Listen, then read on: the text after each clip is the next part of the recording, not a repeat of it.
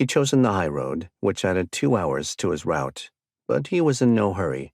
The roundabout route rewarded him with a lifetime of breathtaking vistas to this invigorating experience. Walking easterly from Abancay to Cotahuasi, Peru, the higher peaks of the Andes were usually on his left, while glimpses through river gorges flanked by lower peaks could be had on the right.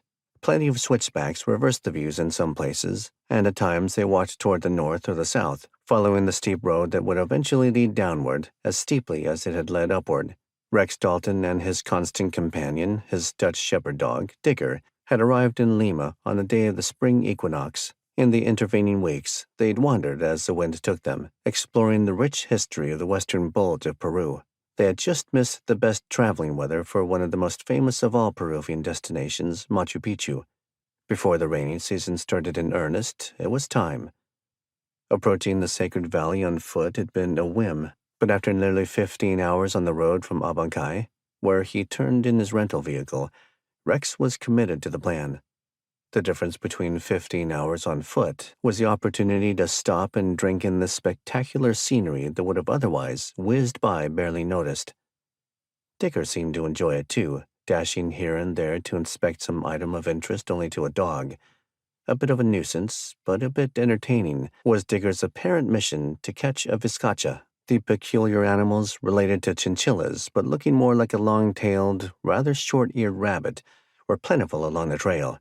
Their homes, resembling a prairie dog colony in numbers, interested Digger a great deal, and Rex found it amusing to see him race around after an adult, while the rest of them hurried the babies in among the rocks where he couldn't reach them. Rex had camped overnight, though he could have walked the entire 15 hours in one day. He'd elected to break it up because there would be only 12 hours of sunlight.